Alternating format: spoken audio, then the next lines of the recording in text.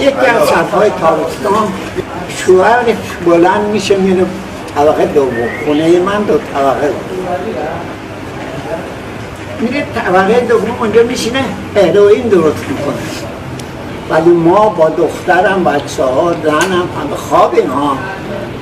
این بود داستان دختران. حالا اگر دخترم هر کجایی که هستی، من تو کهریزکم، شماره تلفنی خودت بیا بخش 1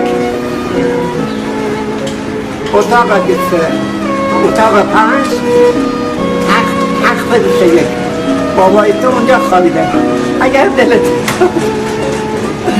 بالم دیشتا شما